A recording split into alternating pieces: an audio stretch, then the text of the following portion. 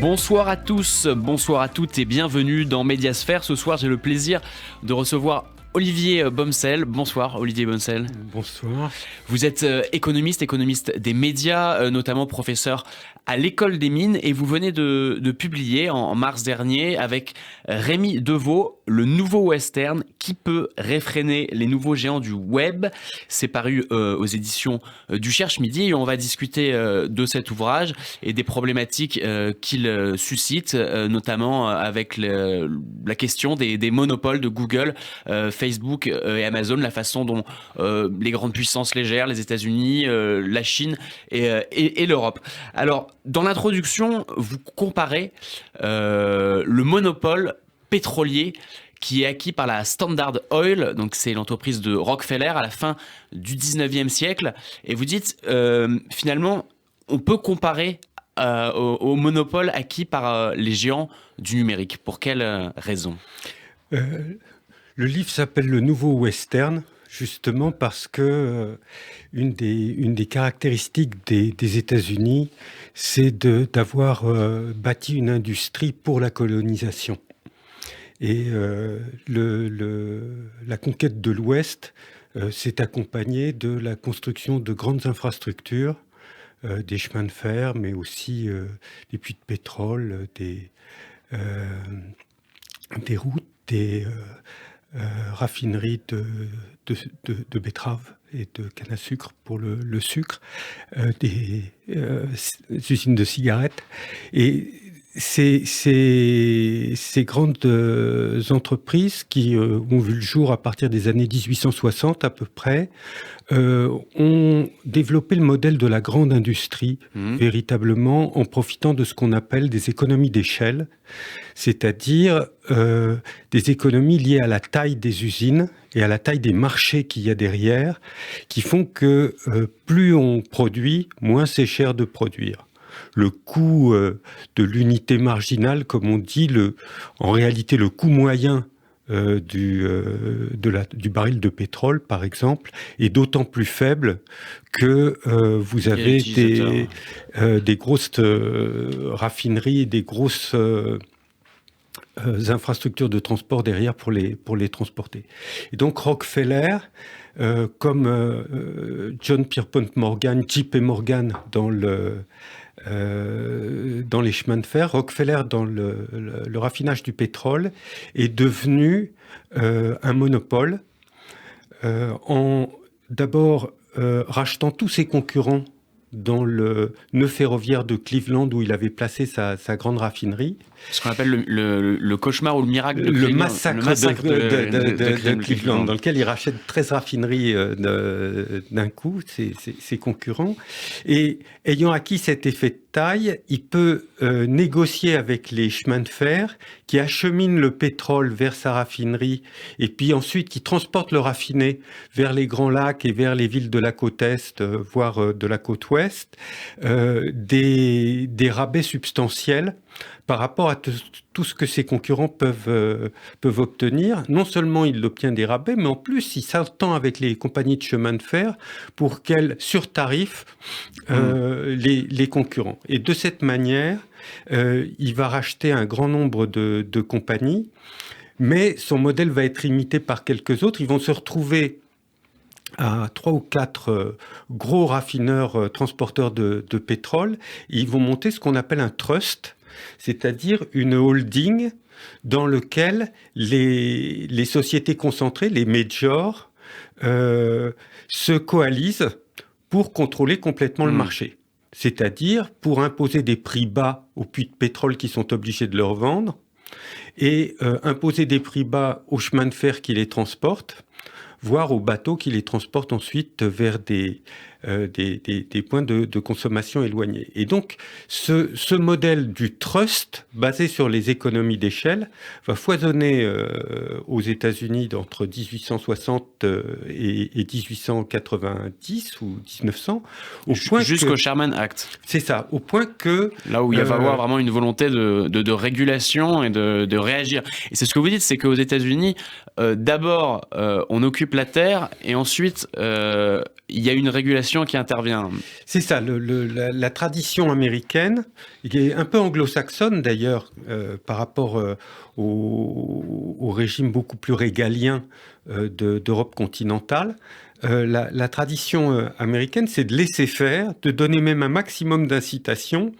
Et puis quand des désordres apparaissent, on se donne les moyens de les punir ou de les sanctionner ou de remettre les choses en ordre. Et donc la logique du Sherman Act, qui est la première loi dite antitrust fédérale aux États-Unis, ça va être de démanteler ces holdings qui sont en réalité des ententes entre grosses entreprises. Et il va falloir 20 ans.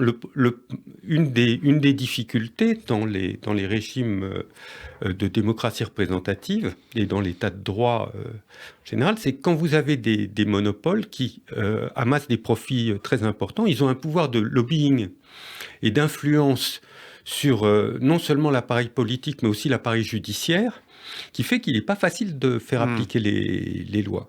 Et donc les trusts ont été capables de résister pendant pratiquement 20 ans. Entre le moment où on a passé le Sherman Act, déjà ils ont fait beaucoup de lobbying pour que le moment où les juges ont vraiment appliqué les lois qui avaient été votées. Et le moment où les premiers démantèlements ont été prononcés, c'est-à-dire vers 1906, 1900. Le premier, ça a dû être John Pierpont Morgan dans les années 1904. Et après, le pétrole, le tabac, etc., c'est arrivé à partir de 1910. Et alors, pourquoi cette analogie, justement, entre Rockefeller et le monopole des raffineries et celui des industries numériques? C'est parce que quand arrive la fin des années 80 aux États-Unis, que la puissance géopolitique américaine est en train de s'affaiblir, au moment où, je ne sais pas si vous vous souvenez sûrement pas, mais en tout cas, vous avez... Peut-être que je l'ai appris. La première guerre en Irak, par exemple, est un moment où les Américains réunissent une très grosse coalition, mais du jour où la guerre est terminée, tout le monde se repart dans son coin et les Américains repartent un peu la queue entre les jambes, si vous voulez. Et les Américains se rendent compte au début des années 90 qu'avec la numérisation et la réforme qu'ils ont engagée dans les télécoms, suite justement au démantèlement du monopole des télécoms AT&T, ils sont en train d'ouvrir ce qu'ils vont appeler un cyberespace, un nouvel espace, une nouvelle frontière à coloniser, qui est précisément l'Internet, sur lequel il existe des gains de productivité phénoménaux, liés d'une part à l'électronique, dont la capacité des puces double toutes les 18 mois, et d'autre part à l'introduction de la fibre optique dans le transport, qui multiplie par 10 milliards la vitesse de transport des signaux. Donc on va être capable de transporter beaucoup plus et beaucoup plus densément d'informations pour beaucoup moins cher à travers le monde entier. Et cet univers du transport et du codage de l'information par les technologies numériques constitue une nouvelle frontière. C'est ce qu'ils vont appeler le cyberespace. Et avec des règles aussi qui n'existent pas. Donc, dans le cyberespace, on lance le nouveau western. La nouvelle conquête du cyberespace qui est matérialisée à l'ère Clinton par le Telecom Act de 1996 qui prévoit l'essentiel des règles applicables aux entreprises intervenant sur Internet. Et en particulier, le fait que ces entreprises vont avoir la latitude de transporter sur les réseaux du signal au même tarif qui qu'elle soit, c'est ce qu'on va appeler la neutralité du net. Le fait que l'Internet est une grande prairie dans laquelle quiconque veut entrer peut y aller. Et deuxièmement, une règle qui a été assez disputée, qui est connue sous le nom du chapitre 230 du Decency Act. Pour faire court, c'est une règle qui déroge au statut de la responsabilité pour les compagnies qui opèrent des plateformes en ligne. ou des services en ligne. C'est-à-dire que dès que vous proposez un service au consommateur, vous n'êtes pas responsable de l'usage que le consommateur fait de votre service. C'est contraire justement à ce que vous dites dans votre livre aux médias qui, eux, sont responsables de ce qui est dit sur leur antenne ou dans leur journal, alors que les plateformes, avec ce statut d'hébergeur, vont pouvoir être exonérés de toute responsabilité.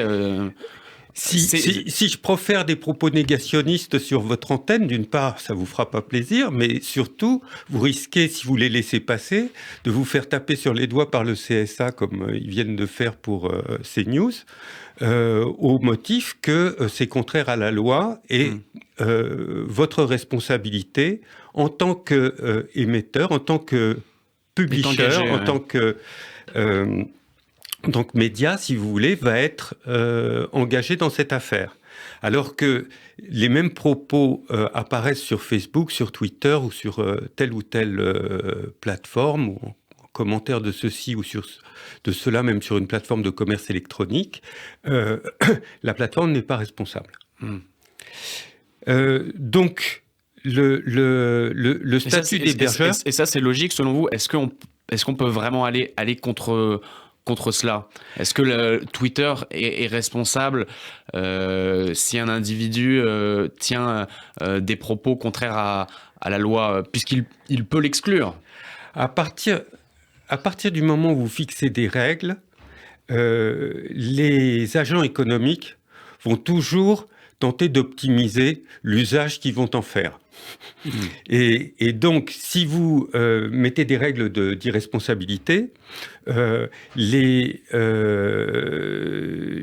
gens qui bénéficient de cette impunité ou de cette dérogation vont en profiter pour maximiser leurs profits. Et alors, c'est la solution. Leur problème n'est pas le bien ou le mal, si vous voulez. C'est même pas l'effet sociétal que ça produit. C'est ce que ça rapporte. Si les annonceurs décident de se retirer de la plateforme parce qu'ils la trouvent trop haineuse, trop conflictuelle, trop dégradante pour les produits qu'ils souhaitent y promouvoir, donc là, vous allez peut-être introduire des règles de censure. Si ça ne fait qu'augmenter votre audience et vos recettes publicitaires, pourquoi vous les introduiriez ?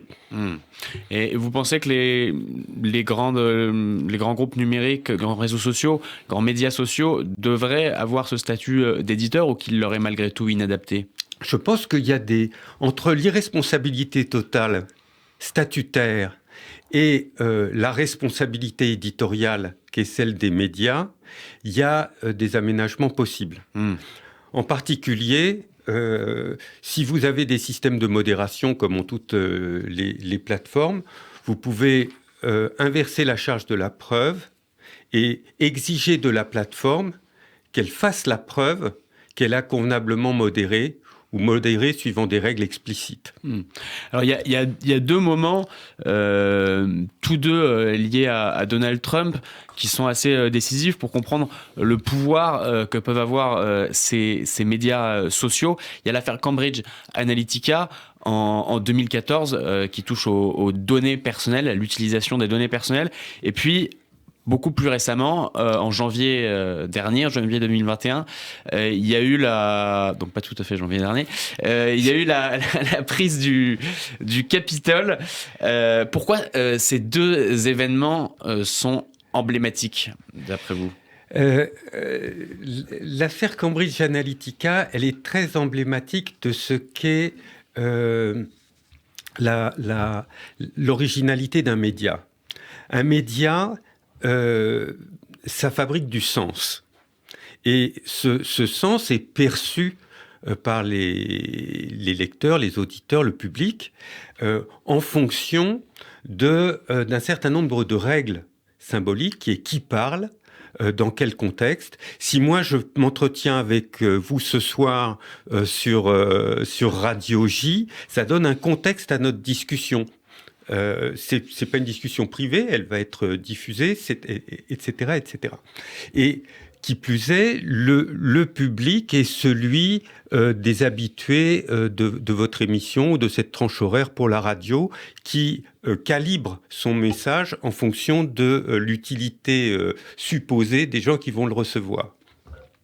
L'affaire Cambridge Analytica, c'est proposer à un média social ou à un émetteur, plus exactement, en l'occurrence l'équipe de Donald Trump, de calibrer les messages en fonction du profil des auditeurs ou des utilisateurs qu'on va être capable d'identifier par leurs données privées. Et donc de fabriquer, si vous voulez, le contexte du message. Oui. Pour dire à tout un éventail de gens classés suivant leurs habitudes ce qu'ils veulent entendre, ce qu'ils voudraient entendre et qui va favoriser le candidat. Et donc, d'une certaine manière, c'est tromper, c'est fabriquer, si vous voulez, avec des informations que les auditeurs ne connaissent pas, un contexte du message qui leur échappe complètement. Et c'est ça le gros danger du réseau social. C'est que si Elon Musk rachète Twitter, personne ne saura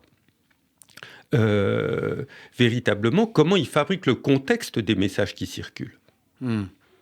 Et si malgré tout, il mélange ses intérêts industriels avec la façon dont il contextualise les messages ou pas, s'il cherche à influencer la bourse ou tel, etc., c'est lui qui aura les données privées et c'est lui qui contextualisera les messages à sa guise. C'est en ça que l'affaire est dangereuse. Et ça, c'est très spécifique des médias sociaux, si vous voulez. Et le Capitole ?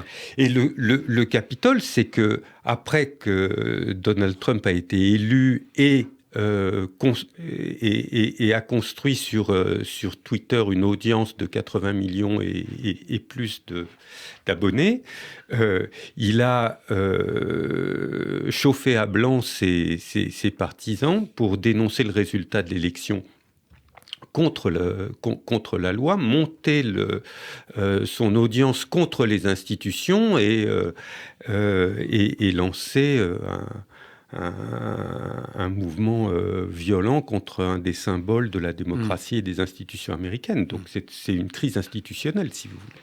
Alors, dans votre ouvrage, vous analysez la politique donc de trois grandes puissances, l'Europe, les États-Unis et la Chine, et comment elles gèrent le numérique, quelle est leur politique vis-à-vis du numérique et notamment des réseaux sociaux, mais plus largement donc avec Google, enfin plus précisément avec Google, Amazon et Facebook que vous appelez les GAFA. Si on devait résumer, comment on pourrait nommer la politique de ces trois grandes puissances et les différencier ? On va commencer par l'Amérique, qui va permettre de revenir sur un aspect très important du dossier, qui est la position de monopole de Google, Facebook et Amazon. On a discuté jusqu'à maintenant essentiellement des effets perturbateurs du statut d'immunité octroyé aux hébergeurs, aux plateformes qui sont devenus des médias en ligne. Donc ça, c'est un aspect du problème. Un autre aspect du problème, c'est que, ayant lancé la politique de colonisation du cyberespace, des firmes se sont développées à taille mondiale en profitant d'effets de taille encore plus forts qu'étaient les effets de taille de l'ancien western. Et ces effets de taille étaient beaucoup plus puissants parce qu'ils étaient composés d'une part d'économies d'échelle. Quand vous utilisez un logiciel, plus vous avez d'utilisateurs, plus le logiciel est utile, et donc moins les coûts du logiciel par utilisateur sont élevés. Mais en outre, vous avez dans toutes les activités de télécom ce qu'on appelle des effets de réseau, qui sont que plus il y a d'utilisateurs d'un service, plus ce service est utile à chacun des utilisateurs. Avant de racheter Twitter, Elon Musk a essayé a annoncé qu'il allait lancer son propre réseau. Et puis il a compris que s'il lançait son propre réseau, les gens quitteraient pas Twitter pour venir chez lui. Les gens n'ont pas quitté Twitter pour se positionner sur le réseau de Donald Trump. Parce que sur Twitter, il y a cette dynamique installée où plus il y a d'utilisateurs, plus c'est utile. Et donc en sortir, c'est perdre le contact de tous ces utilisateurs. Donc l'originalité du numérique, c'est que vous combinez à la fois des économies d'échelle, mais surtout, avant d'avoir ces économies d'échelle, des effets de réseau. Plus le service est utilisé et plus il est utile. C'est cette logique-là que Google a voulu développer dès son démarrage. C'est cette logique-là que Amazon n'a pas réussi à mettre en place en s'établissant comme distributeur, comme commerçant en ligne, mais qu'il a trouvé grâce à la marketplace, qui est une place de marché où viennent des vendeurs indépendants et où, là, pour le coup, il n'a pas à acheter la marchandise en gros pour la revendre au détail et la stocker, etc. Mais il prend juste une commission sur qui vient et qui s'en va. Et donc, la place de marché, elle est siège d'effet de réseau. Plus il y a de vendeurs, plus il y a d'acheteurs. Plus il y a d'acheteurs, plus viennent de vendeurs, etc. Et plus la place de marché est utile. Et sur Facebook, même chose. Plus il y a d'utilisateurs au réseau social, plus le réseau social attire d'utilisateurs. Alors, pour revenir du coup sur la différence entre États-Unis, Chine et Europe vis-à-vis de ces GAFA. Les États-Unis ont lancé donc les premiers des entreprises bénéficiant d'effets de réseau et d'économies d'échelle sur Internet. Les effets de réseau ont été favorisés par la taille du marché américain, qui est un marché anglophone de langue unique. Et ces entreprises, une fois installées, ont pu devenir mondiales, à ceci près que la Chine, ayant compris que le cyberespace était un nouvel enjeu géopolitique, ne les a pas laissés rentrer pour pouvoir contrôler elle-même son espace informationnel et médiatique. Il y a une vieille tradition chinoise dans ce genre. L'Europe, en revanche, a été très en retard là-dessus parce que à la fin des années 90 et au début des années 2000, elle était préoccupée par casser les monopoles de télécoms nationaux en développant les marchés de téléphonie mobile. Et pour elle, la révolution des télécoms s'est faite non pas en introduisant la fibre optique dans les réseaux fixes comme aux États-Unis en développant Internet, mais en introduisant des protocoles numériques dans la téléphonie via le GSM qui était un standard européen et en tentant d'unifier tous les marchés nationaux du continent. Et donc l'Europe a beaucoup parié sur le marché de la téléphonie. Et quand Internet est arrivé, ils ont purement et simplement transposé les lois américaines dans le droit européen et suivi en la matière le développement américain. Et très vite, évidemment, les compagnies américaines se sont imposées en Europe, d'autant qu'elles avaient la taille critique pour ne pas être rattrapées par des concurrents européens. Google a tué tous ses concurrents européens très vite. Il y avait des tentatives pour faire des moteurs de recherche français, allemands, tout a été très vite balayé. Amazon a aussi balayé le commerce électronique. Et les Allemands ont essayé d'avoir un Facebook allemand, mais à la fin, c'est quand même le plus gros qui gagne. Et donc, c'est Facebook qui a remporté la mise sur ces trois activités d'Internet. Tant et si bien que les Européens se retrouvent à subir ou à ouvrir leur marché aux monopoles américains, lesquels ont pu faire, grâce à la gratuité et au foisonnement des services associés à Internet, un lobbying d'enfer auprès de la Commission pour avoir les meilleures conditions d'exploitation, d'opération et de transfert des bénéfices en Europe. Alors, il y a autre chose dont vous discutez dans l'ouvrage, c'est finalement, est-ce que Google, Amazon, Facebook, est-ce que c'est bon pour le consommateur d'une part et pour le citoyen d'autre part, et en bout de ligne, il y a ce duel, cet affrontement un peu quand même avec les États. Est-ce que vous semblez répondre pour le consommateur, c'est plutôt bon, ces monopoles finalement, ils en prennent soin de leurs consommateurs, les GAFA? Justement, alors que au début du XXe siècle, jusqu'aux années 80, l'antitrust aux États-Unis avait essentiellement pour fonction de permettre la concurrence dans l'industrie, et il visait à empêcher les monopoles de verrouiller les marchés sur lesquels ils étaient. À partir des années 80, la jurisprudence a changé et on a beaucoup plus facilement toléré les monopoles pour autant qu'ils rendent service aux consommateurs. Et évidemment, dans le numérique, grâce au mécanisme des plateformes, des marchés à deux versants, beaucoup de services gratuits ont pu être offerts aux consommateurs, payés par des marchés publicitaires qui, eux, étaient soumis à des règles de monopole. Ce qui fait que le consommateur a très largement profité de la gratuité de Facebook, qui, par exemple, quand ils ont racheté WhatsApp, l'ont rendu gratuit, de la gratuité de Google, de Waze, enfin, toutes les outils de Google. Et sur Amazon, des livraisons en un jour, avec le service Prime, tous les goodies associés au service Prime, etc. En revanche, fort de cette très forte audience, si vous voulez, les monopoles numériques ont pu faire payer très cher les annonceurs et sont rentrés en concurrence avec tous leurs clients qui ont développé des activités sur lesquelles les monopoles ont décidé eux-mêmes de s'investir. Ouais. C'est ce qu'on appelle l'intégration verticale. C'est ce qu'on appelle l'intégration verticale. Le fait que, par exemple, Amazon vende du cloud fait que aujourd'hui, ils vendent du cloud parce qu'ils utilisent du cloud. Et donc, il a acheté des capacités de cloud, mais il en vend aussi.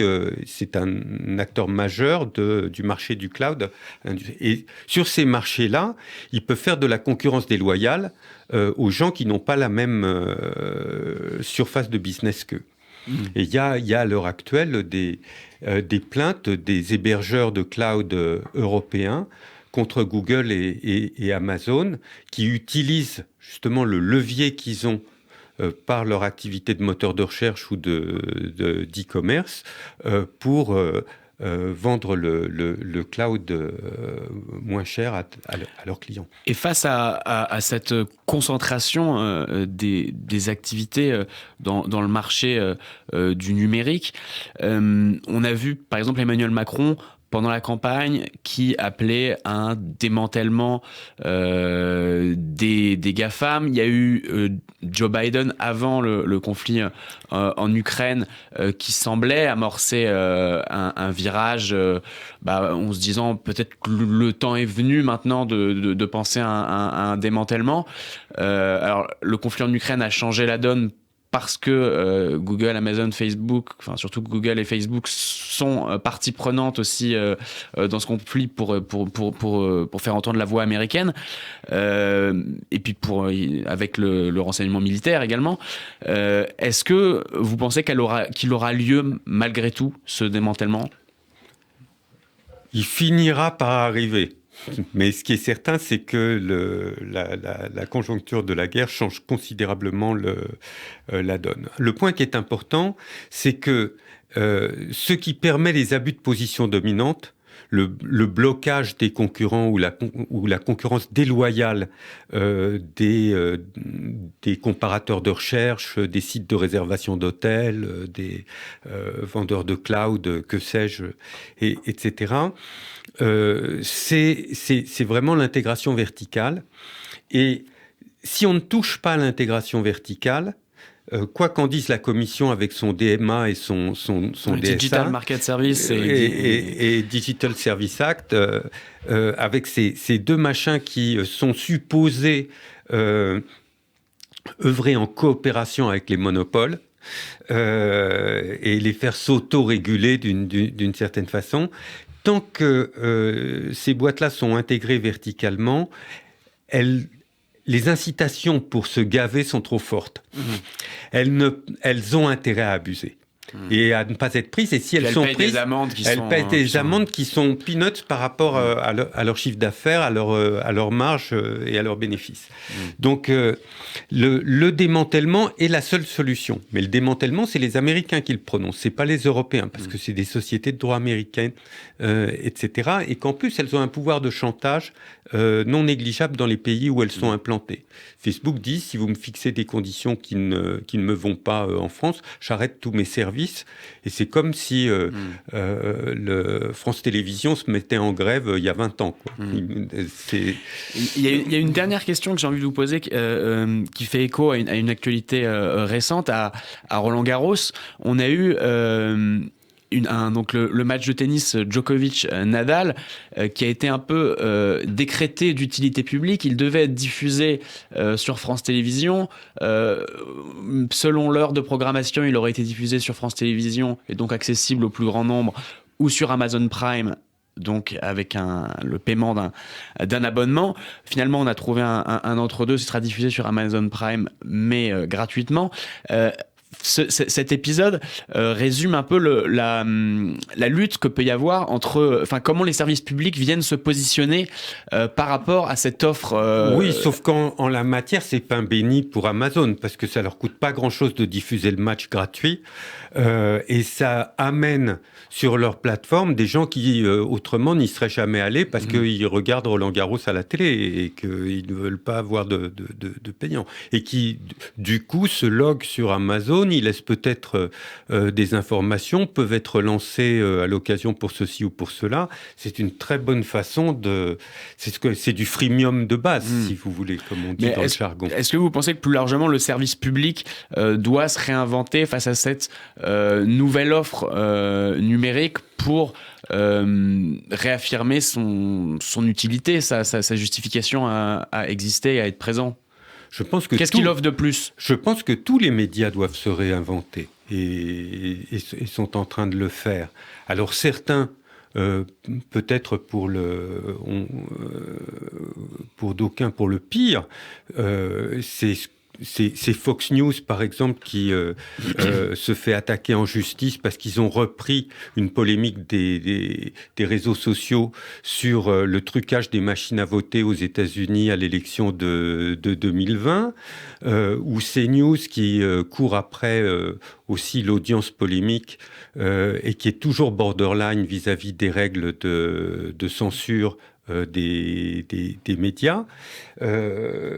La télévision telle qu'elle a existé linéaire jusqu'à maintenant va devoir complètement se réinventer. Le cinéma doit se réinventer. Je pense que la radio aussi. C'est l'apparition des médias en ligne, si vous voulez, est une rupture de paradigme dans l'économie des médias en général. On va, juste avant de se quitter, perpétuer la tradition du questionnaire des médias avec vous, Olivier Bomsel. Et je vais commencer par vous demander quel est votre journal ou magazine papier de référence? Celui que vous lisez le plus sous forme papier. Je ne lis plus de papier. Vous êtes résolument postmoderne. Je pense pas être postmoderne, non. Mais je suis déshabitué du papier. J'ai très longtemps, je me suis couché de bonne heure et j'ai lu du papier. Pour la presse, je lis la presse en ligne, mais des grands titres de presse historiques, si vous voulez. Donc je lis Le Monde, Les Échos, Le Parisien, de temps en temps Le Figaro. J'ai un abonnement pour la forme. De toute façon, c'est mon métier, donc je suis abonné. Je lis le New York Times, je lis le Guardian, beaucoup etc. Donc, mais je les lis sur écran. Mais pas de journal dans la boîte aux lettres le matin. On a bien compris. Voilà. Le dernier livre que vous ayez lu, là, vous pouvez l'avoir lu sous forme numérique. Le dernier livre que j'ai lu, c'est Le Mage du Kremlin il doit s'appeler Giuliano da Empoli, qui avait déjà écrit un livre sur les ingénieurs du chaos à propos de Cambridge Analytica. Que vous citez dans votre livre d'ailleurs, Giuliano da Empoli. Exactement, donc c'est une politique fiction au Kremlin qui est pas mal. Et puis je lis des livres d'Amin Malouf en ce moment, dont Samarcande. Le dernier film que vous avez vu au cinéma? Je crois bien que c'est The Duke, au cinéma d'arrêt d'essai Le Royal à Toulon. On saura tout. Voilà, avec Hélène Mirren, qui est un film social anglais moins larmoyant que Ken Loach. Alors, est-ce qu'il y a une série que vous regardez en ce moment, ou la dernière série que vous avez terminée? Oui, je regarde la série de David Simon sur la Nouvelle-Orléans après le cyclone, qui est à la fois musicale. Sur quelle plateforme? Sur OCS. Sur OCS. Et voilà. Et en grand public, je regarde la version comment ça s'appelle, de La Défense Lincoln de Connolly sur Netflix. D'accord. Est-ce que vous avez un podcast favori? Non, mais j'écoute beaucoup de livres audio. Oui. Donc j'écoute beaucoup de livres audio. Il y a un type formidable qui s'appelle Éric Herson Macarel, qui a enregistré tous les meilleurs classiques de Balzac, de Dumas, de Hugo, peut-être. De Hugo, absolument. Les Travailleurs de la mer de Hugo sur Audible, et qui est une filiale d'Amazon, et j'écoute beaucoup de livres audio. Très bien. Et sinon, on va terminer quand même par le réseau social que vous consultez le plus, ou sur lequel vous êtes un utilisateur le plus assidu, pas forcément pour poster, mais peut-être pour regarder. Je regarde très peu, très franchement très peu. J'ai une présence symbolique sur LinkedIn où je dois renvoyer les articles que je publie ici et là, et je crois que c'est tout. D'accord. Eh ben, merci beaucoup Olivier Bomsel d'avoir été avec nous. Pour nos auditeurs qui auraient envie de vous lire après vous avoir entendu, on rappelle que votre dernier ouvrage est paru fin mars, Le nouveau western qui peut réfréner les nouveaux géants du web, aux éditions du Cherche Midi. Quant à moi, je vous donne rendez-vous au prochain numéro. Ce sera en compagnie de Serge Moiti. Bonne semaine d'ici là.